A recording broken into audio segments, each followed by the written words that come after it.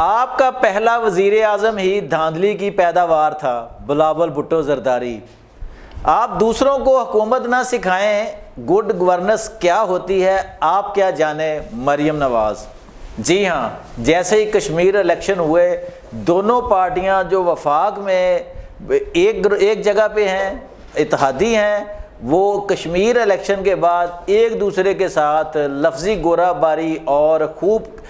سخت قسم کی لڑائی میں ملوث نظر آ رہی ہیں۔ آج بات کرتے ہیں کہ یہ لڑائی آخر کہاں تک جائے گی، اس کے کیا نتائج نکلیں گے۔ میں ہوں شہزاد چودھری، آپ دیکھ رہے ہیں مارگلا نیوز، اور میرے ساتھ موجود ہے معروف تجزیہ کار، کالم نگار سید ذوالفقار علی شاہ۔ آئیے ان سے بات کرتے ہیں۔ السلام علیکم شاہ جی، کیسے ہیں آپ شاہ جی؟ خیریت سے ہیں؟ ٹھیک ہے شاہ جی، آپ کی پارٹی اور پھر آپ کی پارٹی، دونوں پارٹیاں آپ لڑ پڑی ہیں، ٹھیک ہے۔ اب بلاول بھٹو زرداری بھی جو ہے وہ گولہ باری کر رہے ہیں، ادھر سے مریم نواز گولہ باری کر رہی ہیں، ایک دوسرے کو گورننس کے گر سکھا رہے ہیں۔ تو یہ لڑائی آپ کے خیال میں حقیقی لڑائی ہے یا میرے جیسے غریب عوام کو، ماڑے عوام کو بس ٹرک کی بتی کے پیچھے لگانے کے لیے ہو رہا ہے؟ اچھا جی صاحب، آپ کی پارٹی اور آپ کی پارٹی، تو میں آپ کو ایک حقیقی واقعہ سناتا ہوں، بڑے جاننے والا، بس 2-1 منٹ کا۔ جی سر وہ مثلا عورت کی بھی شادی پہلے ہو چکی تھی، اس کے بھی بچے تھے اور میاں کے بھی بچے تھے، دونوں کی شادی ہوئی تو عورت اس ہوئی کہ عورت اپنے ساتھ بچے لائے گی، بچے لے آئی، ظاہر ہے ان کے بھی بچے ہو گئے۔ تو پریکٹیکلی ایک دن وہ لڑ پڑے تو انہوں نے کہا وے تیرے بچے تے میرے بچے مل کے ساڈے بچوں نوں مار رہے نہیں۔ ہاں ٹھیک ہے، یہی کچھ ہو رہا ہے یہاں پہ۔ تو یہاں پہ جو میری پارٹی، آپ نے کہا نا میری پارٹی، تو کوئی شک نہیں ہے سر جی، دونوں پاکستان کی جتنی بھی سیاسی پارٹیاں ہوں ہم سب کی پارٹیاں۔ اب آ جائیں کہ جناب جو انہوں نے کہا کہ سب سے پہلے وزیر اعلیٰ بلاول صاحب نے فرمایا ہے کہ آپ کا پہلا وزیر اعظم، انہوں نے نواز شریف صاحب کی طرف اشارہ کیا، 85 کے اندر غیر جماعتی الیکشن وزیر اعلیٰ وہ بنے تھے، اور ضیاء الحق صاحب کی سپورٹ سے وہ ماشاءاللہ وزیر اعلیٰ بنے تھے۔ آپ کو یاد نہیں ہے کہ جنرل ضیاء صاحب کا ایک تھا کہ میاں صاحب کا قلعہ مضبوط ہے؟ ہاں بالکل، اور یہ جب تحریک مدم اعتماد میاں صاحب کے خلاف آئی تھی، نہیں ان کے خلاف نہیں، ہاں بالکل صحیح ہے، آئی تھی، اسی وقت ضیاء صاحب نے بیان دیا تھا کہ نواز شریف کا قلعہ مضبوط ہے، نواز شریف کا قلعہ مضبوط ہے، کیونکہ پیر پگاڑا کے جو فیکٹر تھا نا وہاں سے آئی تھی۔ اور یہ بھی میں آپ کو بتا دوں کہ جناب اس کے بعد جب جنرل ضیاء صاحب نے 88 کی اسمبلیاں توڑی تھی نا، جنہیں جو گورنمنٹ، تو تمام وزرائے اعلیٰ بھی گئے تھے، لیکن میاں نواز شریف نہیں گئے تھے، وہ ہاں ان کا قلعہ جو مضبوط ہے، قلعہ جو مضبوط تھا۔ ٹھیک ہے سر جی، اچھا تو یہ اس طرف جو ہے نا ان کا اشارہ تھا۔ اور پھر میں آپ کو ایک چیز بتاؤں، وزیر اعلیٰ ہی نہیں بلکہ 90 کے اندر جو میاں نواز شریف صاحب وزیر اعظم بنے ہیں، اور جیسا میں آپ کو بتاؤں جو اصغر خان کیس تھا نا، جو افتخار چودھری صاحب کی عدالت سے رہ کے جائیں اس کو ویریفائی کیا گیا، اسٹیمپ بورے تصدیق کی گئی کہ ہاں اس الیکشن میں بھی جو تھا وہ چلو چلا تھا، وہ اور پیسے بھی بانٹے گئے تھے، پیسے بھی 1 ارب روپیہ جناب والا بانٹا گیا تھا، اور بانٹا بھی جناب غلام اسحاق خان جو اس وقت کے صدر تھے۔ تو وہ خیر یہ میں اب اس سے مزید آگے نہیں جانا چاہتا، وہ اچھا اس کے اندر سب ہی جو نیک نام تھے بالکل، ہاں وہ ان کو پیسہ ملا تھا، اس کے اندر کو کرپٹ جو تھے نا ان کا نام نہیں آیا تھا، بلکہ نیک نام جو تھے نا مقصد وہ سب ان کا نام آیا تھا، تاکہ مقصد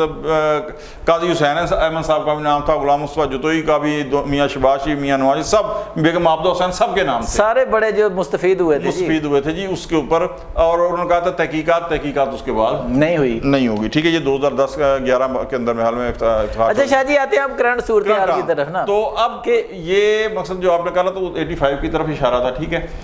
جو بلاول بھٹو زرداری نے پی ٹی اے کے حوالے سے کہا ہے، اور خاص طور کے اوپر محسن نقوی صاحب نے جو بیان دیا نا کہ یہ نظام اب مزید نہیں چل سکتا، کاکروچ اکٹھے ہو گئے تو سب کچھ بدل جائے گا، تو اس کے بعد میں آپ کو بتاؤں کہ ایک اس نظام کے لیے مقصد محسن نقوی صاحب اس نظام میں ایک بہت طاقتور ترین آدمی ہیں، تو ان حالات کے اندر جو ہے نا مثلا جس طرح بلاول پی ٹی آئی کو اپروچ کر رہا ہے اور جس طرح محسن نقوی نے بیان دیا ہے، تو یہاں مجھے کچھ خطرہ لگ رہا ہے کہ یہ سسٹم جو ہے شاید اس کے حوالے سے کوئی بڑی بنیادی تبدیلیاں جو ہے نا وہ ہونے جا رہی ہیں، کیونکہ محسن نقوی بغیر جو ہے وہ بڑے گھر کی آشیرواد کے شاید اتنی بڑی بات جو ہے نا وہ نہ کہتے۔ اب بات یہ آ جاتی ہے کہ نیکسٹ جو ہے وہ یہ ہے کہ جناب یہ لڑائی اصلی ہے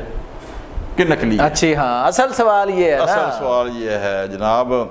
وہ کہندہ ہے اے دسو کہ جناب یہ واقعی لڑ رہے ہیں کہ بس سانوں بس۔ صاحب میں اب سنجیدگی سے آپ کو بتاؤں کہ اس پہ بھی بات کرتا ہوں کہ اصل ہے کہ نقل ہے، لیکن اصل ہے یا نقل ہے، لیکن پاکستان پیپلز پارٹی کے وہ کارکن کہ جنہیں میں سمجھے کہ گزشتہ 40 سال سے جانتا ہوں، پریکٹیکلی مقصد 86 سے پورا میں کہوں گا کہ جانتا ہوں، بلکہ اس سے بھی پہلے، یعنی 40 سال سے پرانے ورکر ہیں وہ سر، ان کی فیس بک کے اوپر پوسٹیں آنی شروع ہو گئی ہیں، سوشل میڈیا کے اوپر پوسٹیں آنی شروع ہو گئی ہیں کہ بلاول صاحب کو چاہیے کہ اب وہ فیڈرل گورنمنٹ سے علیحدہ ہو جائیں یا ساتھ رہیں۔ اچھا، یہ آنی، اور جناب یعنی یہ سوال اٹھانا شروع ہو گئے ہیں وہ؟ جی بالکل ہو گئے ہیں، اور جو ورکر ہے پاکستان پیپلز پارٹی کا وہ کہہ رہا ہے جی بالکل علیحدہ ہو جائے۔ اچھا، اس کی یہ رائے ہے؟ جی میں تو شاہ جی پھر تو نظام، اگر پیپلز پارٹی اگر یہ لیتی ہے فیصلہ تو پھر تو نظام گیا یہ؟ نہیں، میں یہی تو آپ کو بتا رہا ہوں۔ اچھا، کہ 88 کے الیکشن کے اندر میں تھوڑی سی آپ کو ورکر سائیکی بتاؤں، پاکستان پیپلز پارٹی کا اور MKM کا اتحاد ہو گیا تھا، لیکن ورکر کا اتحاد نہیں ہوا تھا، وہ بالکل اینٹی تھے ایک دوسرے کے خلاف۔ اسی طرح جب نواز لیگ کا اتحاد ہوا ہے اور پاکستان پیپلز پارٹی کا جو مفاہمت کہہ لیں یا اتحاد جو بھی کہہ لیں، اسے سندھ کا کارکن تو جو ہے نا وہ کسی طریقے ایکسیپٹ کر لیتا ہے، کیونکہ وہ پنجاب میں نہیں ہے نا۔ پنجاب کا پیپلز پارٹی کا کارکن نے ایکسیپٹ نہیں کیا، یہی وجہ کہ پنجاب کے بہت سارا ایک پورا جو تھا نا وہ موب گیا ہے تحریک انصاف کے اندر، پاکستان پیپلز پارٹی کا، وہ نواز لیگ کے ساتھ مفاہمت کا حامی نہیں ہے۔ لیکن یہ اب کوسچن اٹھنے شروع ہو گئے ہیں، یعنی بلاول صاحب جو گن گرج رہے ہیں نا، للکار رہے ہیں، تو یہ اصلی یا نقلی پہ تو بات کرتا ہوں، لیکن اس سے ان کے کارکن جو ہے نا وہ یہ کہہ رہے ہیں کہ جی اب کوسچن مارک آ گیا، کہ جی کوسچن اٹھنا شروع ہو گیا کہ جی رہنا چاہیے یا نہیں رہنا چاہیے۔ لیکن میرا اپنا خیال ہے کہ ورکرز کی ٹھیک ہے رائے اپنی جگہ پہ ہے، لیکن اس سسٹم کو پیپلز پارٹی جو ہے نا شاید نہ گرنے دے، کیونکہ اگر فرض کریں نواز لیگ کی گورنمنٹ جو ہے وہ ہٹ جاتی ہے، اب اگر پیپلز پارٹی ساتھ چھوڑ دیتی ہے تو جو صاحب جو مخصوص سیٹیں تھیں اس کے بعد شاید کھینچتان کے جو ہے نا وہ سادہ اکثریت پہ نون لیگ آ جائے، نون لیگ آ، لیکن اگر نہیں آتی تو مجھے ایک چیز بات ہے، نواز لیگ کی گورنمنٹ چلی گئی، اس کے بعد سسٹم تو درام نیچے، بالکل بالکل، کیونکہ اس کے بعد تحریک انصاف کی گورنمنٹ، فرض کریں میں ایک مثال دے رہا ہوں کہ پاکستان پیپلز پارٹی کہتی ہے کہ جی میں نہیں،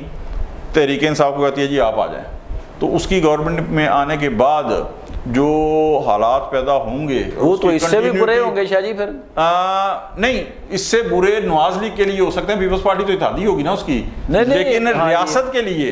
کے لیے بات کر رہا ہوں، وہ اقدامات جو پھر تحریک انصاف کی گورنمنٹ کرے گی وہ کیا قابل قبول ہوں گے؟ کبھی بھی نہیں شاہ جی۔ دیکھیں نا ہمارے ہاں جو گراؤنڈ ریالٹی ہے، آپ جتنا مرضی جو ہے آئیڈیلائز کر لیں چیزیں نا، لیکن ہمارے ہاں وہ حکومت نہیں چل سکتی جس کی مخاصمت ہو اسٹیبلشمنٹ سے۔ میں وہی، آئیڈیالزم ایک اور چیز ہے، ہاں جی، فیکچوالزم اور چیز ہے، بالکل۔ گراؤنڈ ریالٹیز یہ ہے کہ یہ اگر کریں تو پھر اس کے بعد سسٹم ختم ہو جائے گا۔ اور ایک چیز اور میں آپ کو بتاؤں، اگر یہ سسٹم ختم ہو جاتا ہے تو چوہی صاحب آپ یاد کریں کہ 2021 کے اینڈ کے اندر یا شاید 2022 کے شروع کے اندر مولانا فضل الرحمان نے، تحریک انصاف کی گورنمنٹ تھی، انہوں نے ایک لانگ مارچ کیا تھا کراچی سے پنڈی تک، یعنی اس وقت بھی یہ دکھا دیا گیا تھا کہ اگر ہم چاہیں تو یہ تیسرا پرائم منسٹر کا کینڈیڈیٹ بھی موجود ہے نواز لیگ اور پیپلز پارٹی کے علاوہ بھی، ٹھیک ہے۔ اب پیپلز پارٹی کو یہ بڑے اچھے طریقے سے، میں ایک چیز بتاؤں کہ ریئلائز ہے، اس کو بالکل احساس ہے کہ اگر فرض کریں گر جاتا ہے، ٹھیک ہے، تو اندرون سندھ سے بھی سر جی 1-2 کا 4 ہو سکتا ہے۔ اچھا، یعنی آپ یہ دیکھیں کہ آزاد کشمیر کی گورنمنٹ کے اندر جو نواز لیگ سے تھوڑی سی غلطی ہوئی ہے نا، وہ یہ ہوئی ہے کہ ماشاءاللہ اتنی مہنگائی اور اتنی مطلب پیٹرول مہنگا، بجلی مہنگی، سب کے باوجود کی مقبولیت ہے نا، تو جیتی ہے نا آزاد کشمیر سے۔ لیکن ہوا یہ ہے کہ چودھری یاسین کو وہ بلاول یہ صحیح کہتا ہے شاہ جی، اکیلے لوگ تو اب یہ بھی کہہ رہے ہیں کہ صرف اکیلی مقبولیت سے نہیں جیتا جا سکتا نا، مقبولیت تو قبولیت بھی ہو، قبولیت بھی ہو نا، دیکھا نا سر، مقبولیت کے ساتھ میم اتار کے قبولیت بھی ہو تو تب ہو سکتا ہے، ٹھیک ہے، بالکل۔ اچھا شاہ جی، لگتا یہی ہے جو میرا تجزیہ ہے، یا مجھے لگتا ہے کہ یہ اس طرح جس طرح ماضی میں بھی دونوں مریم اور بلاول آمنے سامنے آتے رہے اور پھر بیچ میں وہ بڑے آگے صلح کرا دیتے رہے، اور ہم جیسے وہ ڈھول پیٹنے والے جو ہیں وہ اینکر یا تجزیہ کار وہ اپنے اپنے تجزیے پیش کرتے کہ دکان چمکاتے رہے کہ جی یہ جی بالکل الگ، مجھے ایسا رہا ہے، آپ کیا کہیں گے سر بعد میں ان کی صلح ہو جائے گی؟ میرا اپنا ذاتی رائے یہ ہے کہ بالکل آپ کہتے ہیں نا بعد میں بالکل ہو جائے گی صلح، امید یہی ہے کہ صلح ہو جائے گی، لیکن میں آپ کو ایک چیز بتاؤں کہ چاہے دکھاوے کی ہے، لیکن آپ اس جنگ کو پیپلز پارٹی جاری رکھے تو یہ اس کے فائدے میں ہوگا۔ اچھا، یعنی وہ اپوزیشن کا تاثر بنائی رکھنے میں کامیاب ہو جائے گی، بنائی رکھے اپوزیشن کا تاثر، اور پھر ایک اور نعرہ دے یہ سب سے زیادہ کہ اب تو نواز لیگ کو جو ہے وہ اپنی مقبولیت کا یقین آ گیا نا، پنجاب اور اسلام آباد کے اندر بلدیاتی الیکشن